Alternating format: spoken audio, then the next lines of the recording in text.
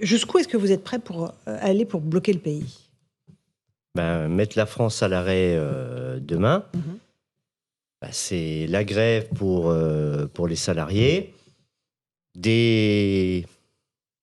pas des blocages sur les ronds-points, mais des ralentissements, des distributions de tracts. On a aussi des agriculteurs qui viennent manifester demain et peut-être que leur tracteur tombera en panne sur le rond-point. Alors après, on n'y peut rien, une panne, c'est une panne.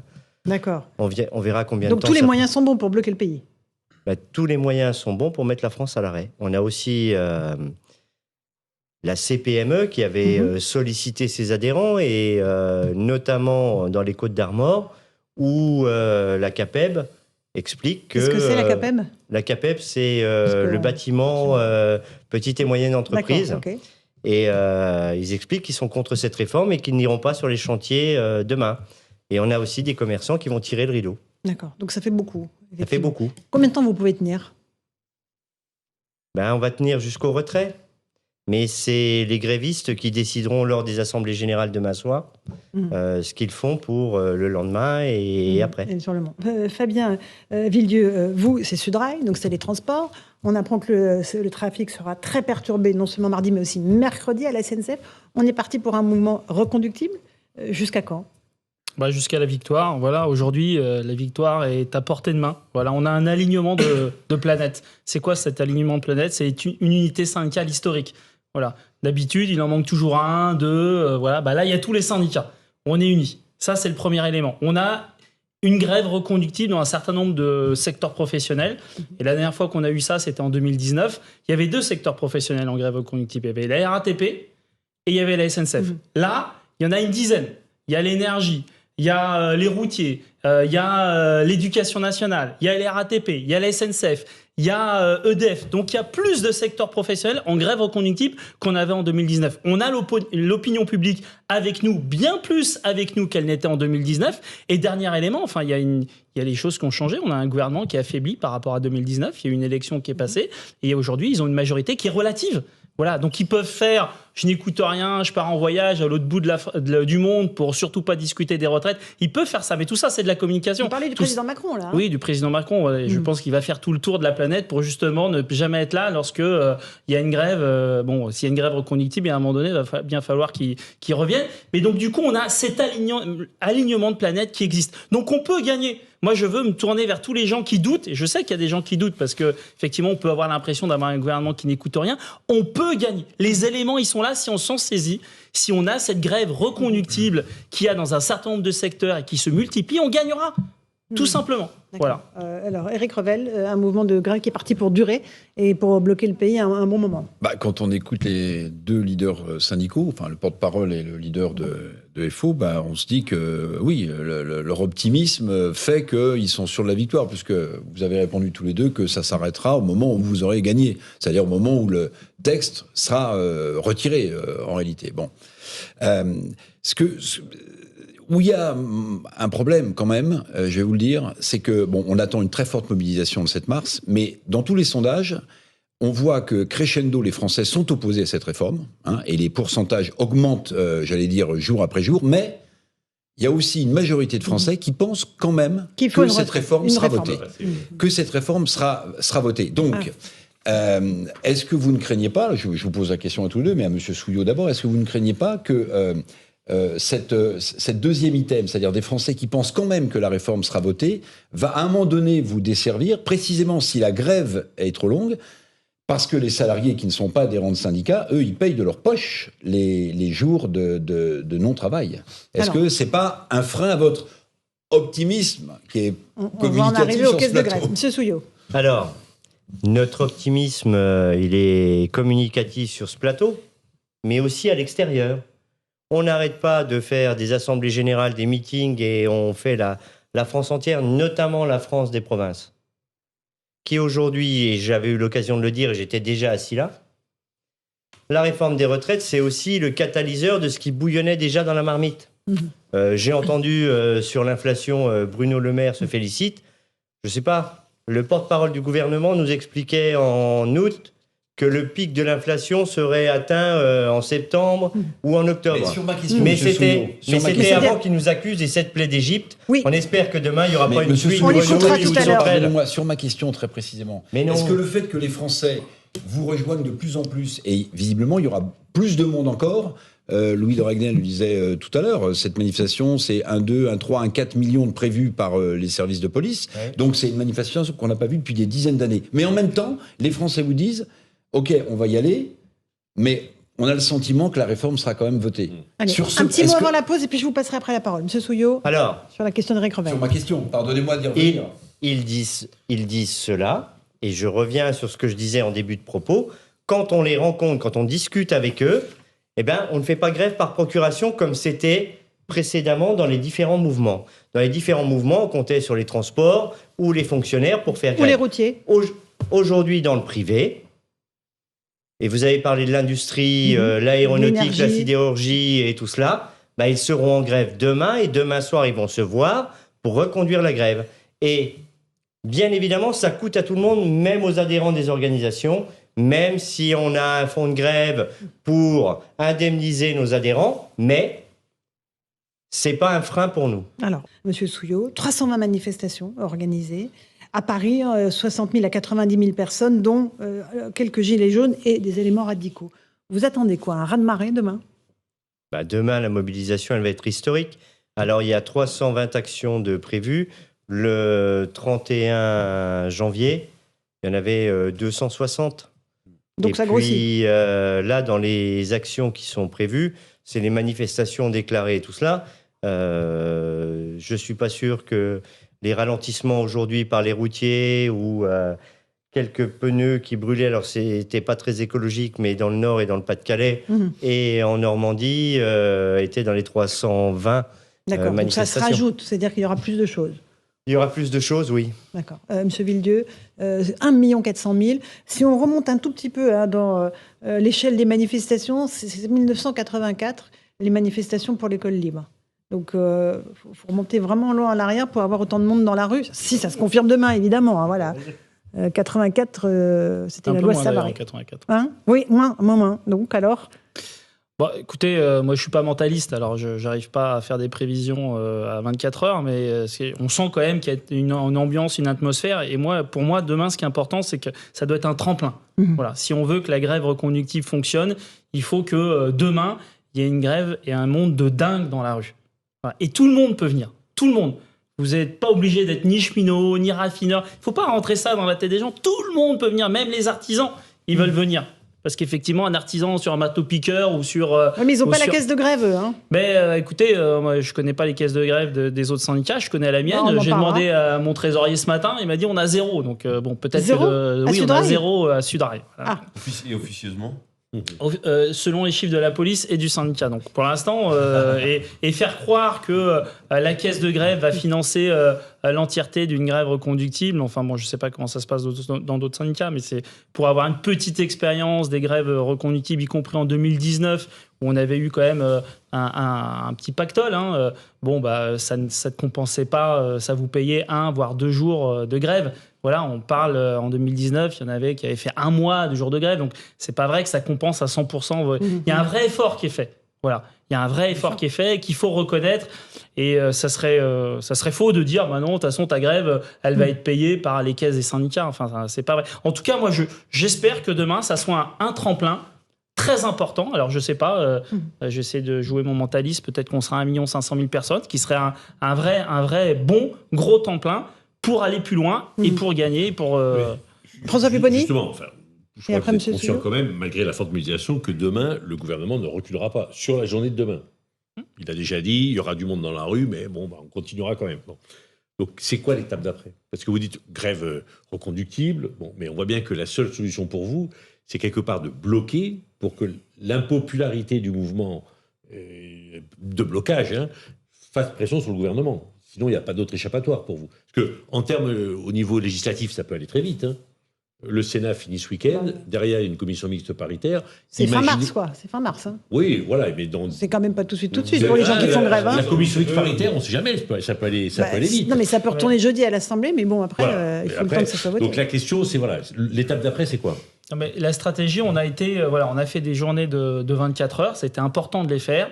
Et si on peut aujourd'hui imaginer une grève reconductible, c'est parce que ça a été un succès. Mais cette stratégie arrive à une certaine forme de limite. Et je suis d'accord, une journée aussi réussie soit-elle, même si c'est important que demain il y ait du monde, ne fera pas reculer le gouvernement. Donc la stratégie maintenant, c'est de cranter et c'est de partir tous ceux qui peuvent en grève reconductible. Monsieur Souillot, on parle des caisses de grève. Éric Revel avait une question à vous poser. Éric, allez-y. Combien de temps et combien dans la caisse? Je trouvais ça...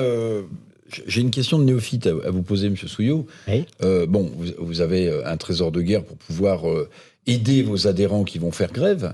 Donc, de combien vous disposez pour payer ces journées de grève de vos adhérents? Est-ce que vous ne trouvez pas injuste socialement que ceux qui vont faire grève mais qui ne sont pas adhérents de votre syndicat, eux, ils auront 0?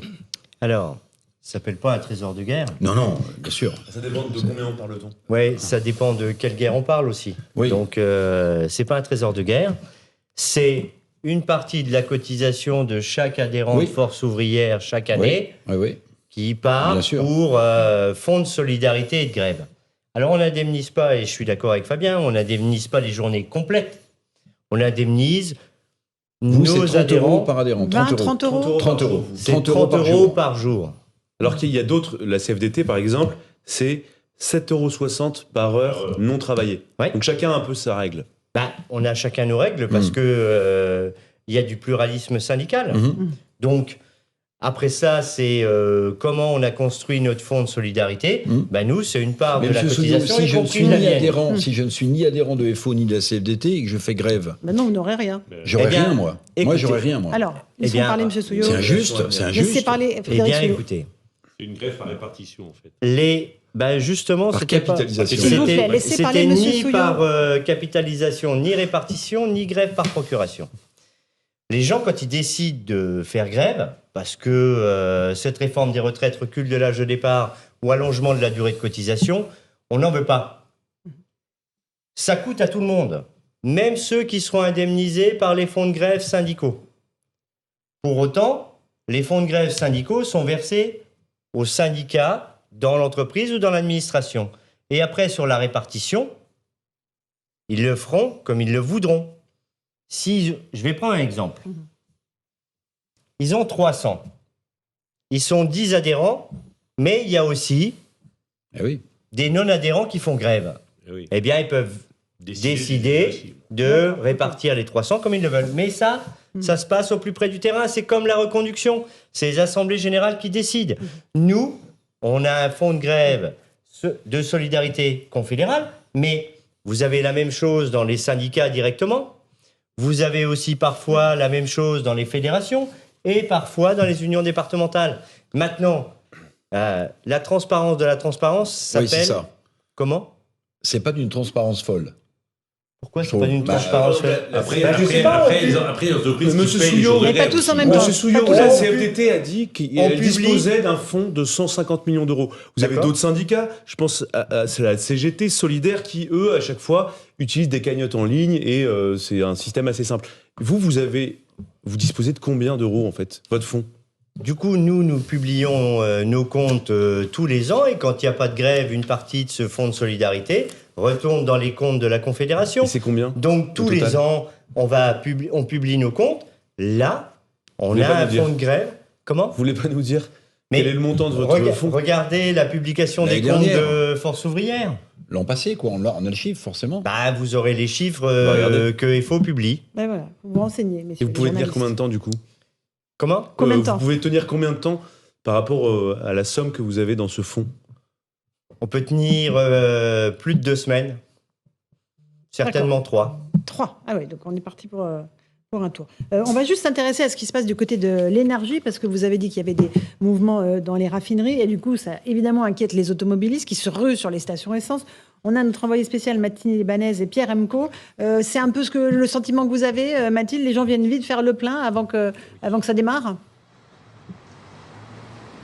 Bonjour Laurence, eh bien écoutez, ici c'est par vague. Beaucoup de personnes quand même se pressent dans cette station-service pour pouvoir faire le plein de carburant. Les automobilistes ont même bloqué l'intersection qui se trouve à l'entrée de cette station pour éviter de se faire voler la place dans la file d'attente, ce qui a créé un énorme bouchon. Les gens ont commencé à perdre patience, à s'énerver, à klaxonner. Des scènes qui rappellent tristement celles d'octobre dernier où une station sur deux était privée de carburant. Alors même si pour l'heure la France n'est pas encore en manque d'essence ou de diesel, ici les Français préfèrent venir quand même pour faire leur plein et éviter d'être à sec. Beaucoup nous ont dit être fatigués de cette situation, même s'ils comprennent les revendications. Ils ont peur pour beaucoup d'être bloqués, de ne pas pouvoir utiliser leur voiture pour aller travailler. Et surtout, ils ne veulent pas revivre la situation du mois dernier, d'octobre dernier. Absolument. Merci beaucoup pour ces précisions. Nous sommes avec Mathilde Ibanez et Pierre Emco. Ça inquiète les Français, les pénuries d'essence. Ça peut bloquer longtemps, M. Souillot, là, du côté des raffineries? Ils décideront D'accord, combien de temps ils vont faire. Mais aujourd'hui, on passe. Le gouvernement a fait comme s'il ne voyait rien. Le président de la République nous parle depuis l'étranger ou alors de Ragis ou du Salon de l'Agriculture. Et il s'étonne qu'aujourd'hui, on décide de se mettre en grève, de durcir le mouvement. Les autres mobilisations, dans les tracts intersyndicaux, on écrivait y compris par la grève. Là, on a écrit on met la France à l'arrêt. Eh bien, pour les salariés, c'est la grève. Est-ce que vous dites on met la France à genoux, M. Souillot? Comment? Est-ce que vous dites comme d'autres, on veut mettre la France à genoux? Alors, chacun est libre de ses paroles. Bien Nous, sûr, on dit on met la France à l'arrêt. D'accord, c'est pas pareil. Donc, les mots ont un sens. Vous n'êtes pas sur cette formule-là. Je suis numéro 1 des confédérations et on a écrit un tract intersyndical où on a écrit la France à l'arrêt. D'accord. Monsieur Villedieu, la France à genoux ou pas? Écoutez, si on met déjà le gouvernement à genoux, ou en tout cas à genoux à terre, ça sera bien. Voilà, parce qu'aujourd'hui, c'est très fin. Enfin, derrière les débats qu'il peut y avoir, il y a une pénibilité énorme. Enfin, les gens qui ont du mal à se projeter à 62 ans aujourd'hui, on peut comprendre parce que le sport numéro 1 dans la plupart des boîtes, c'est quoi? C'est de se débarrasser des seniors dès qu'ils peuvent. Ils ont du mal à se projeter à 62 ans. Donc, passer à 64 ans, c'est énorément de souffrance. Donc, si effectivement, on peut lui mettre un genou à terre à ce gouvernement, il ne faut pas s'en priver. On écoutera Gabriel Attal après. Je connais la réponse, mais je demande une réponse sans langue de bois. Est-ce que vous avez tous les deux du recul par rapport à l'action syndicale, est-ce que vous avez déjà connu une période comme celle-là, avec une telle mobilisation, une telle volonté d'aller jusqu'au bout? Non. Monsieur Souillot? Non. En 95, il y avait déjà cette volonté. Mais aujourd'hui, c'est ce que je vous disais tout à l'heure, il n'y a pas de grève par procuration. Et cette réforme des retraites, c'est 2 ans de plus pour tout le monde. Et mes camarades de la pénitentiaire, où on est la première organisation syndicale, disent aux gardes des Sceaux, on prend 2 ans ferme. Donc là, il y a une vraie détermination, une vraie mobilisation. Parce que le contexte avec l'inflation, pas de hausse de salaire et le coût de l'énergie qui s'envole. Et quelle que soit l'organisation syndicale ou qu'on soit journaliste, quand on fait le plein de carburant, on voit tous que les prix s'envolent. Et quand vous habitez... Et on paye des taxes à l'État, oui. Le premier gagnant, c'est l'État. Ah oui, jackpot. Quand vous habitez à la campagne, on peut vous parler de transport collectif, autant qu'on veut. Mais j'étais en Lozère la semaine dernière. Ils seraient contents d'avoir le train, mais c'est à Clermont-Ferrand qu'il faut aller. Et pour se soigner, pour manger ou pour aller au boulot, c'est la voiture. Et la verticalité du pouvoir qui décide comme ça, ça marche pas. Écoutez Gabriel Attal, qui s'est exprimé aujourd'hui, qui renverse la responsabilité du blocage du pays sur vous en disant, voilà, il n'y a que les cols blancs, en fait, qui peuvent faire grève, pas les classes populaires. Écoutez-le, puis vous allez réagir. Ce que je dis, c'est que quand on dit qu'on va mettre l'économie française à genoux, ce sont des usines, ce sont des travailleurs, ce sont des Français qui travaillent. Ce que j'ai dit ensuite, c'est que quand il y a des blocages, la réalité, c'est que ce sont souvent les plus modestes et les plus fragiles qui sont les premiers impactés par les blocages. Et que, comme je l'ai dit, les cols blancs, comme on dit, les cols blancs, en général, ils peuvent télétravailler, ils peuvent aller travailler à vélo parce qu'ils habitent à côté de leur travail, pas les travailleurs les plus modestes et les plus fragiles qui doivent se lever, prendre le métro, prendre leur voiture pour aller travailler. Alors, M. Souillot, qu'est-ce que vous répondez à Gabriel Attal? Je lui réponds la même chose que ce que nous avions dit au moment de la pandémie. Les invisibles, la deuxième ligne qu'ils devaient valoriser. Alors ceux-là, ils ne demandaient pas à ce qu'on les applaudisse le soir à 20h. Mais ils nous avaient expliqué que les éboueurs, parce qu'on était tous d'accord. Tout à l'heure, j'ai rencontré un égoutier. Eh bien, les égoutiers, eux, leur espérance de vie en bonne santé, c'est 61 ans. Et on va leur demander de faire 2 ans de plus. Eh bien, les égoutiers, demain. Et ils gagnent à peine au-dessus du SMIC. Alors après, des primes d'insalubrité et tout cela, ben, ils seront en grève demain. Donc, regardez quand Carrefour a fait son projet de restructuration et tout cela. Eh bien, les salariés de Carrefour se sont mis en grève. Et les caissières, elles sont à temps partiel imposé. Eh bien, elles vont se mettre en grève aussi demain. Et je les ai rencontrés la semaine dernière au salon de l'agriculture. Les salariés de l'agroalimentaire, les abattoirs, eh bien, ils font grève demain, mercredi et jeudi. Parce que jeudi, ils ont la négociation de branche sur leur salaire. Alors eux, ils sont au SMIC, puis après, ils ont des primes à la tâche quand ils découpent plus de bêtes et tout cela. Eh bien, on leur propose entre 1,5 et 2% d'augmentation, avec une inflation à 6,2.